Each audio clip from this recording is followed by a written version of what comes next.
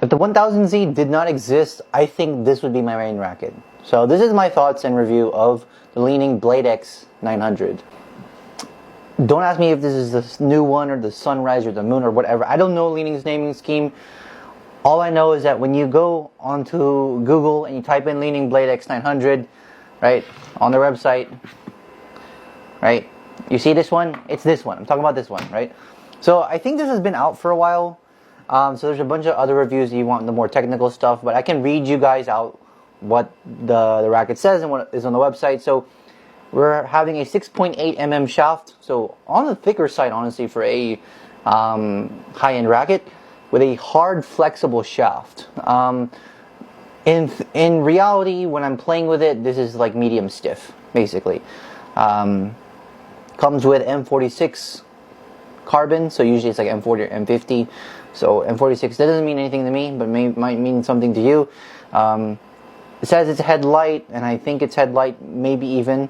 And then it has a Celatech, which seems to be basically their edition or their version of the sonic flare system that you see on the 1000Zs, right? And I mean, even comparing it with the 1000Z, like a lot of the design language is very similar, very wide body, very sharp and aggressive aerodynamic swinging side. I don't know what to call this edge here, but basically it's going to be wide bodied, it's going to cut through the air, it's going to be fast. So what are the key differences between this and the 1000Z?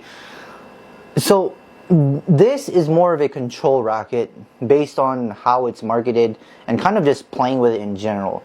So there's a lot of like shock absorption stuff, like this says right here, HDF absorption, and that was kind of my impression when using this. Yeah, you still have repulsion like the 1000Z. It's obviously not going to be the same level as the 1000Z. That still remains like the undisputed repulsion king, but this is quite fast, quite good on the drives, but you are getting a little bit of like a soft, I guess, dampening feel.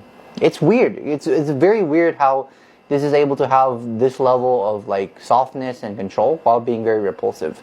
I hated this in the beginning, and the more I used it, the more it grew on me. I can see definitely people that like the 1000Z and are either tired of them breaking or don't want something as sweaty as the 1000Z, gravitating towards this a lot, because you are getting a very similarly styled racket, but it is a bit more user-friendly. The shaft is not as stiff, and the vibration dampening or whatever they're putting inside the head and in the shaft that, you know, makes it feel softer is very comforting. It's very easy to use. So I'm just gonna yap about the racket because, like, I think honestly the most value you can get from me and my thoughts is probably going to be me comparing this to the 1000Z. So I've already talked about how this is not going to be as repulsive, but it's very close. Let's talk about, I think, where this excels and where the 1000Z fails, and then vice versa.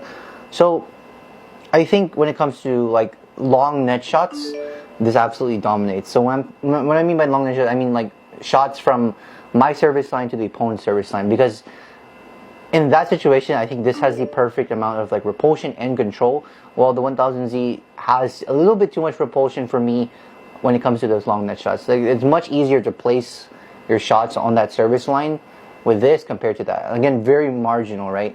Obviously in the mid-court, this is going to be better at the softer mid-court shots, while the 1000Z I find easier on the harder and faster and flatter mid-drive shots.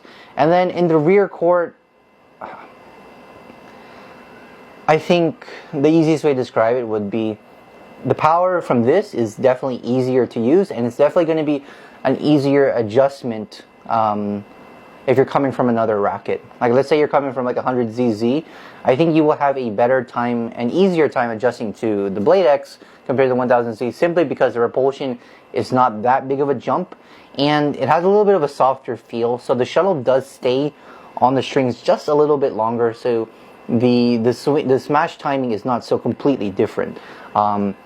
This is definitely going to also be easier to use. It has a little bit more whip, but again, for the sweats and for those that are looking for like the best possible smash, the 1000Z obviously still takes the cake, just because, you know, the repulsion speed assist bumper, once you get used to the timing on that, your shuttles will scream off the strings, and then also just going to have a stiffer shaft which at higher levels is going to get you more power. Another thing that isn't really more about performance, it's more about just like build and durability. First of all, you know, pink is a wild color. I like it. I like wild colors. I like fun colors. Some people may not like that.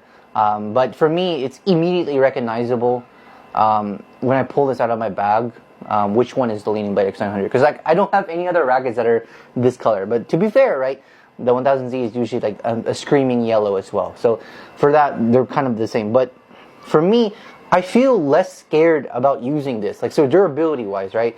I am traumatized now. After I've broken, I think, 8 1000Zs, and then this was the 9th one, my limited edition white 1000Z. I was like, nah, nah. I am heartbroken.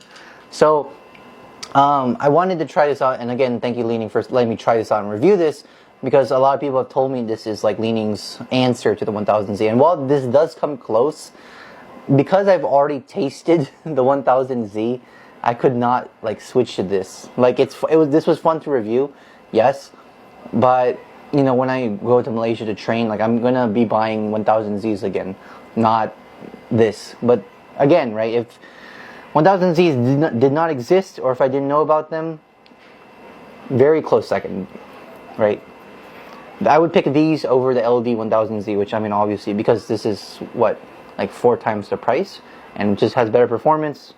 But yeah, that's the Li-Ning Blade X900. Let me know what your thoughts are about this. The next review from Li-Ning is going to be the Axworks Canon, and then hopefully in their next shipment they can send me over some others that I want to look at. So I think the Axworks 80, 90, 100. I already reviewed the 100, sorry. So the 80 to 90, the Axworks Canon Pro. And then, you know, if there's anything else from Li-Ning you guys want me to take a look, oh, the Halbertech. And then the Halbertech. And then I want to look at their shoes as well, but I have so much content to produce still. So the next video you guys will probably see from me is going to be the Battle 900 from 100, this racket. So stay tuned for that, guys. But yeah, let me know what you guys are thoughts are on the Li-Ning Blade X900. Any comments, any questions, just drop them down below. But yeah, to recap, the easiest way to describe this would be like,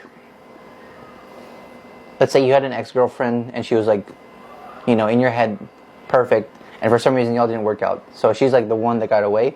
And then your current girlfriend is like someone that like by all metrics is good. And you know, she's a nice girl, she's not toxic, she's not dramatic. But a part of you yearns for that ex, right? That is how I feel about these two rackets. Like, this is a good racket on paper, not gonna lie, this is a very good racket on paper, but because I've used the 1000Z, it's like, nah, it's like, yeah, you're good, but this was better. But the durability, man, the durability, right? I just can't. So take that how you will. Bye.